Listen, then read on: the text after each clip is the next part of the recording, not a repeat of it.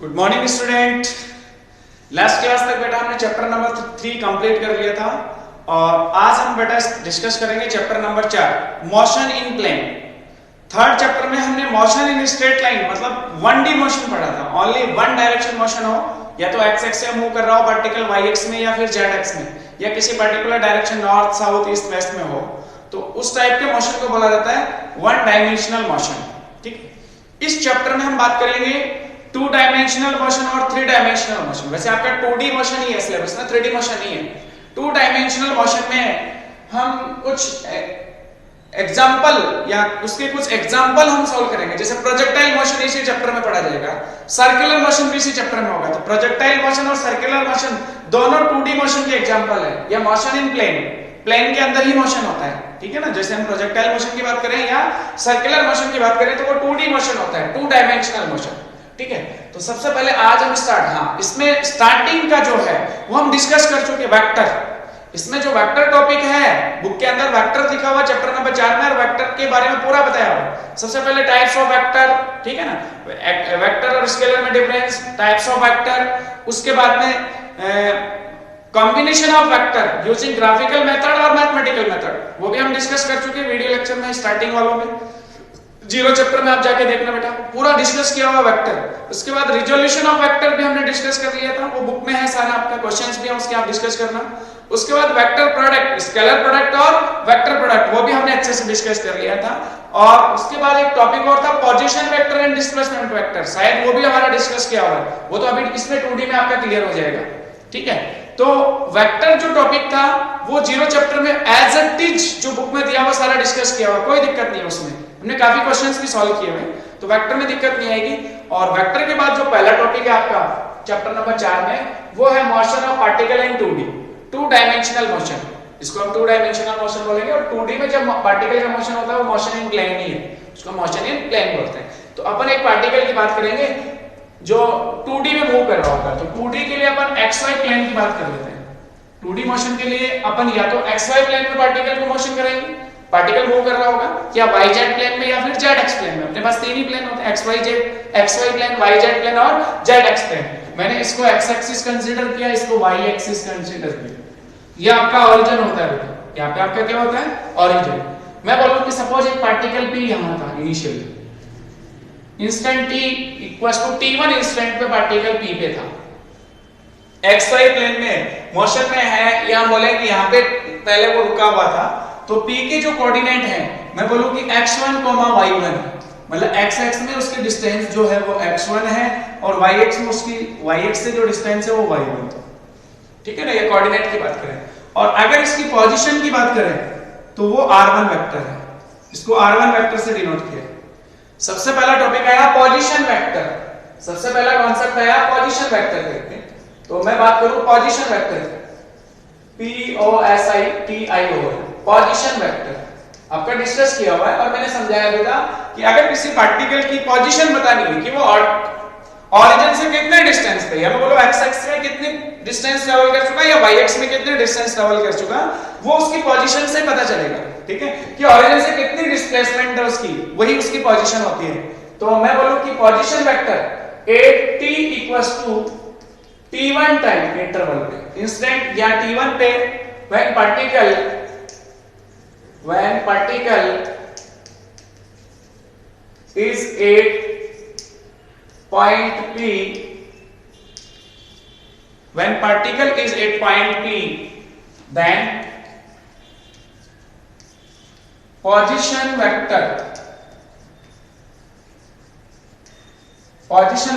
of particle is r1 vector equals to, क्या लिखोगे, x x में कितने डिस्टेंस ट्रैवल कर चुका x1, तो उसको लिखा जाएगा x1 i cap, x x की डायरेक्शन को i कैप से डिनोट करते हैं, और y एक्स की डायरेक्शन को j कैप से, और z को k से, सब वेक्टर में पढ़ा हुआ, प्लस y एक्स में y1 j cap, equation number first. Then at point P position of particle r1 vector का फार्मूला होगा x1 i cap plus y1 j cap, कोई दिक्कत नहीं है।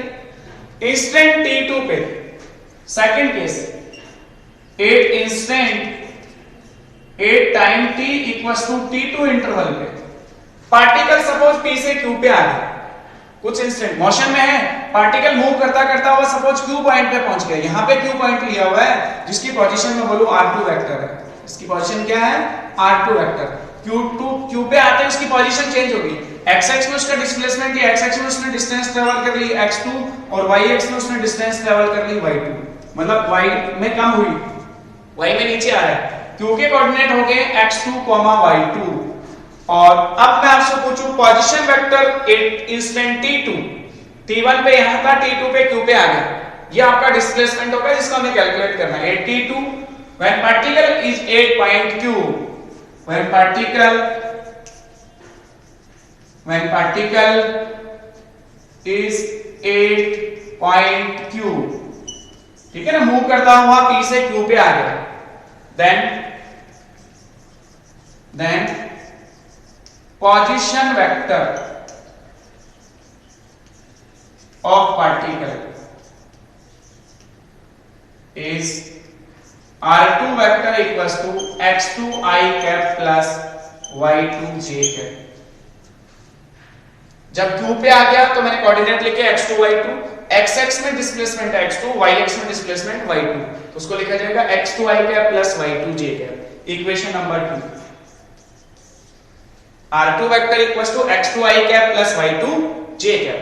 तो ये तो हमने निकाल ली पार्टिकल की पोजीशन की, पार्टिकल को हमने p से q तक मूव कराया, मोशन इन 2D है, 2 डायमेंशनल मोशन मतलब x एक्स में भी मूव कर रहा है और y एक्स में भी चल रहा है, तो दोनों कोऑर्डिनेट एक साथ काम में ले रहे हैं अपन, मोशन इन प्लेन यही होगा, तो 2D में जब p2 q आ गया तो अब आपको डिस्प्लेसमेंट कैलकुलेट करना है कि भाई ये यहां से यहां तक गया तो ये टोटल डिस्प्लेसमेंट समझते हो, minimum distance between final position and initial position, या फाइनल पॉइंट और इनिशियल पॉइंट के बीच की जो मिनिमम डिस्टेंस होती है उसे हम डिस्प्लेसमेंट बोलते हैं, तो मिनिमम यही हो सकती है, ऐसे तो पार्टिकल कैसे मूव करके आ सकता है, बट मिनिमम डिस्टेंस p2q यही होगी जिसे हम बोलेंगे डिस्प्लेसमेंट वेक्टर, इसे हम क्या बोलेंगे बेटा डिस्प्लेसमेंट वेक्टर। सेकंड पॉइंट आपका होगा डिस्प्लेसमेंट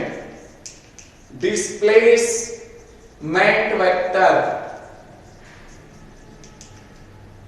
अब आपको इसकी डिस्प्लेसमेंट वेक्टर की वैल्यू फाइंड आउट करनी है कि जब पार्टिकल p2q मूव कर रहा है तो ये हमारा होता है हमेशा डिस्प्लेसमेंट वेक्टर, और जब p2q मूव कर रहा है तो डिस्प्लेसमेंट वेक्टर की डायरेक्शन p2q होगी जिसको अपन डेल्टा r से डिनोट करेंगे, इसको अपन किससे डिनोट कर लेते हैं डेल्टा r से, कांसेप्ट बहुत काम आता है डिस्प्लेसमेंट वेक्टर वाला।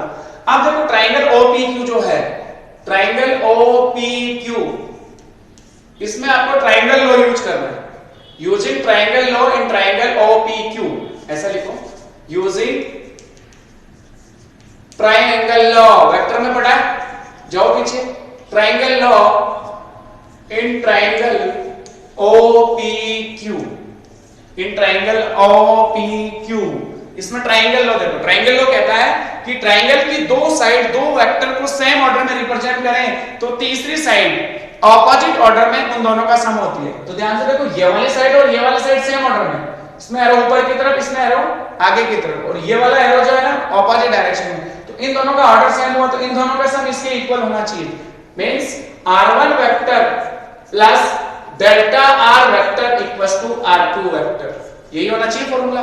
मुझे डिस्प्लेसमेंट चाहिए डेल्टा r, तो r1 को मैं इस तरफ ले आऊंगा, delta r vector equals to r2 vector minus r1 vector, this is the displacement of particle when particle moves from p to q, when particle moves from p to q, equation number 3, this is equation number 3। अब आपको क्या करना है, r2 vector, आपको position vector पता है, r1 r2 पता है आपको, ठीक है ना, position vector r2 vector and r1 vector आपको गिवन है, ये आपने कैलकुलेट किया हुआ है, तो ये वैल्यूज आप यहां पुट कर लोगे using equation first second and third, using equation first second and third, r2 vector और r1 वेक्टर की वैल्यूज पुट कर लो, then delta r vector equals to r2 vector x2 I cap plus y2 j cap, बीच में minus का sign आ जाएगा, x1 I cap plus y1 j cap. जब दो वेक्टर क्वांटिटीज का डिफरेंस करना हो तो i में से i का कंपोनेंट माइनस होगा, j में से j का कंपोनेंट माइनस होगा और k में से k का कंपोनेंट माइनस होता है, ठीक है ना, ये आपको पता है। तो जैसे मैं इसमें से इसको माइनस करूंगा तो i कैप तो कॉमन आ जाएगा, फॉर्मूला होगा आपके पास delta R vector equals to x2 minus x1 i cap. इसमें से आप इसको माइनस करोगे प्लस बीच में y2 minus y1 j cap. x2 minus x1 को लिखा जाएगा बेटा delta x, x2 minus x1 को क्या लिखा जाएगा डेल्टा x, और y2 माइनस y1 को क्या लिख सकते हैं delta y। x2 minus x1 x में displacement, y2 minus y1 yx में डिस्प्लेसमेंट, ठीक है ना। ये डेल्टा x हुआ और ये आपका क्या हो गया बेटा डेल्टा y। तो मैं इसको लिख सकता हूं delta x, then delta r vector equals to delta x i cap plus delta y j cap. Equation number 4। This is the displacement of a particle when particle moves from P to Q. When particle moves from P to Q. कोई दिक्कत? और ये motion आपका कौन सा हुआ? Motion in 2D। अब हमने पोजीशन वेक्टर पता कर लिया, डिस्प्लेसमेंट वेक्टर पता कर लिया।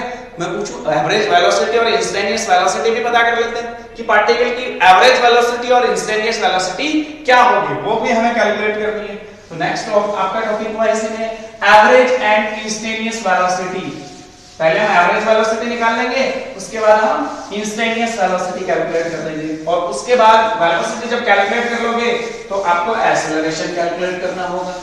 ठीक है, इजी है कॉन्सेप्ट। एक बार वेलोसिटी फाइंड आउट कर लो, उसके बाद एक्सेलरेशन। ये सारा पढ़ा हुआ, इसलिए दिक्कत भी नहीं होगी। ठीक है ना, बहुत आसान टॉपिक है। नेक्स्ट एवरेज वेलोसिटी, तीसरा टॉपिक अपन डिस्कस कर रहे हैं मोशन इन 2D के अंदर एवरेज वेलोसिटी। ठीक है, तो टॉपिक आपका है एवरेज वेलोसिटी। कैसे डिफाइन करते हैं एवरेज वेलोसिटी को? Total displacement upon total time interval. यहां से यहां तक पहुंचने में टाइम कितना लगा t1 से t2, t1 minus t2, sorry t2 minus t1। Initial time t1 था, फाइनल टाइम t2।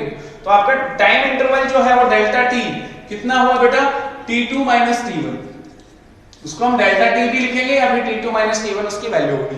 तो एवरेज वेलोसिटी का फॉर्मूला होगा v average equals to delta r, ये आपका total displacement upon total time interval. ये फॉर्मूला पढ़ा हुआ है, average velocity equals to total displacement upon total time interval. Total displacement delta r vector equation number 4 में अभी हमने लिखा था। चाहे तो ये भी ऐसे डायरेक्ट लिखें या हम इसको भी कंपोनेंट की फॉर्म में लिखें कि x x में एवरेज वेलोसिटी कितनी है, y x में एवरेज वेलोसिटी कितनी है, वो भी हम फाइंड आउट कर लेते हैं। Then v average equals to delta r की वैल्यू जो है ना इक्वेशन नंबर 4 अभी जो आपने लिखी थी वहां से पुट करनी है। वो वैल्यू थी delta x i cap plus delta y j cap upon time interval delta t। अब क्या करना है, इसका डिवाइड करना है इसमें और इसका divide. Then v average delta x upon delta t i cap plus delta y upon delta t j cap. Delta x upon delta t average velocity in x axis, delta y upon delta t average velocity in y axis. तो इसको मैं लिख सकता हूं v average equals to vx i cap plus vy j cap. This is the formula of average velocity of a particle when it moves in two-dimensional motion. ये formula आ गया। आगे आपको कैलकुलेट करना है इंस्टेंटेनियस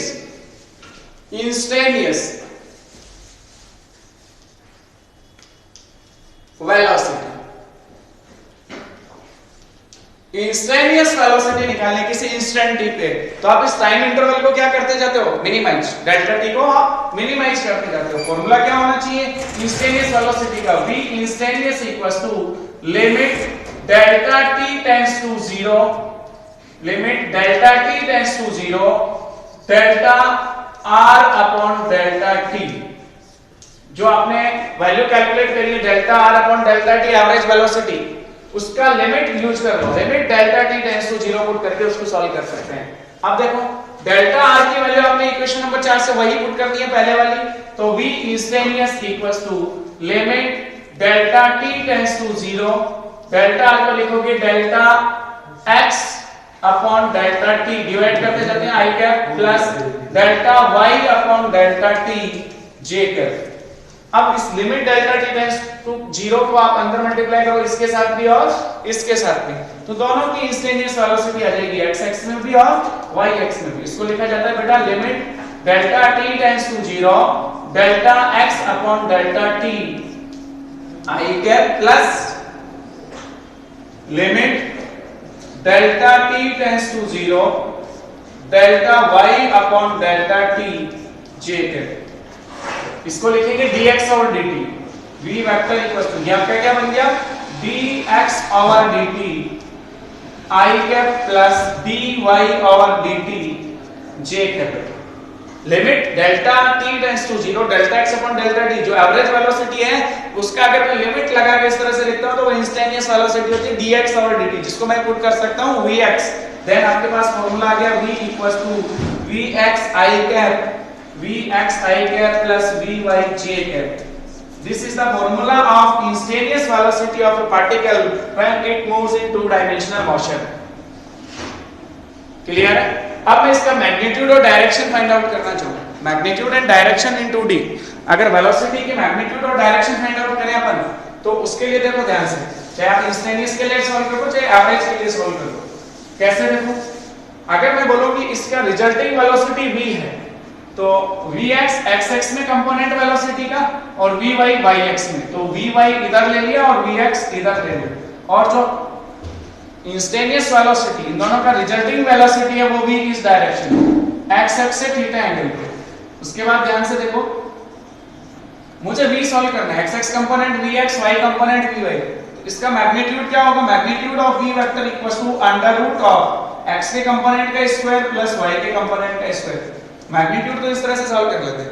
मुझे थीटा सॉल्व करना है कि जो एवरेज वेलोसिटी या जो इंस्टेंटेनियस वेलोसिटी है इन 2D उसकी डायरेक्शन क्या होगी, x एक्स से थीटा एंगल पे है तो हम इसको लिखेंगे tan theta. tan theta equals to इस वाले ट्रायंगल में tan theta perpendicular upon base, perpendicular आपका vy है और बेस आपका vx, vy upon vx। Then theta कितना हो गया tan inverse vy upon vx। इस तरह से अपन थीटा भी सॉल्व कर लेते हैं। तो सेकंड केस में जब हम इंस्टेंटेनियस वेलोसिटी पता कर लेते हैं पार्टिकल की p2q में, किसी इंस्टेंट पे अगर वेलोसिटी पता कर ली तो उसका मैग्नीट्यूड और उसकी डायरेक्शन हम इस तरह से बता देंगे। ठीक है, उसके लिए आप vx और vy के लिए ग्राफ बना लो कि सपोज x एक्स का कंपोनेंट vx है, y एक्स का कंपोनेंट vy जो हमने कैलकुलेट किया है। अब मैं बोलूं कि इंस्टेंटेनियस वेलोसिटी इन दोनों का रिजल्टिंग वेक्टर, इन दोनों की रिजल्टिंग वेलोसिटी इस तरफ है थीटा एंगल पे, तो पहले तो इसका मैग्नीट्यूड निकालना है जिसका फार्मूला ये होगा, उसके बाद थीटा की वैल्यू बतानी है कि x एक्स से कितने एंगल पे आपकी इंस्टेंटेनियस वेलोसिटी है। ठीक है, इस तरह से हम इंस्टेंटेनियस वेलोसिटी भी पता कर लेते हैं। अब आपको पता करना है एक्सेलरेशन। अब आपको क्या सॉल्व करना है बेटा, एवरेज एक्सेलरेशन और इंस्टेंटेनियस एक्सेलरेशन। देखो 2D मोशन में, पार्टिकल के 2D मोशन में एवरेज वेलोसिटी और इंस्टेंटेनियस वेलोसिटी आपने कैलकुलेट कर ली। इसके बाद अपन बात करेंगे acceleration, average acceleration. Fourth point आपका होगा एवरेज एक्सेलरेशन, एवरेज एक्सेलरेशन। देखो a average equals to formula होगा delta v upon delta t, और डेल्टा v क्या था आपका, a average equals to delta v x I cap plus delta v y j cap upon delta t। ऐसे लिखोगे भाई, delta v जो है एवरेज वेलोसिटी वो x एक्स में भी होगी y एक्स में भी, तो ये x का कंपोनेंट है, y का component upon time interval, total time interval, delta t का डिवाइड इसमें भी कर लो और इसमें भी कर लो। तो आपके पास a एवरेज आ गया delta v x upon delta t I cap plus delta v y upon delta t j cap. This is the average acceleration in x axis, average acceleration in y axis। Then a average equals to formula हो गया आपके पास a x I cap plus a y j cap. ये average acceleration आ गया x axis में भी और y एक्सिस में भी। आगे आपको कैलकुलेट करना है इंस्टेंटेनियस, इंस्टेंटेनियस एक्सेलरेशन।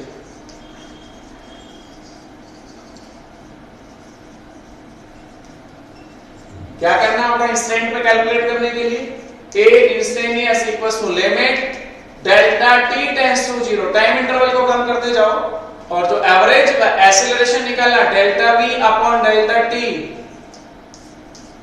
और इसको क्या लिखा जाएगा a equals to dv upon dt, a equals to dv upon dt। Velocity का t के रिस्पेक्ट में डिफरेंशिएशन कर लेते हैं, वेलोसिटी का t के रिस्पेक्ट में क्या कर लेते हैं बेटा, डिफरेंशिएशन। v एक्सीलरेशन या v इंस्टेंटेनियस आपने सॉल्व किया था, since v instantaneous equals to dr upon dt पढ़ा था, ये वैल्यू अगर आप यहां पुट कर दोगे तो a instantaneous equals to d by dt dr by dt, displacement का डबल डिफरेंशिएशन, जो डिस्प्लेसमेंट हम निकालते हैं उसका डबल डिफरेंशिएशन कर लेते हैं तो एक्सीलरेशन मिलता है a instantaneous equals to d square r vector upon dt square. इस तरह से हम फाइंड आउट कर लेते हैं, या फिर हम कंपोनेंट की फॉर्म में सॉल्व करें, जैसे अपन ने एवरेज एक्सीलरेशन कंपोनेंट की फॉर्म में अभी सॉल्व किया, वैसे सॉल्व करना है तो आपको क्या करना होगा, यहां पे वैल्यू पुट करनी है डेल्टा v वेक्टर की। तो इसी इक्वेशन से देखो आपके पास इंस्टेंटेनियस एक्सीलरेशन का फॉर्मूला होगा limit delta t tends to 0, delta v को लिखोगे delta v x i cap plus delta v y j cap upon delta t, और अब इसको अलग अलग कर लो। So a vector equals to limit delta t tends to 0,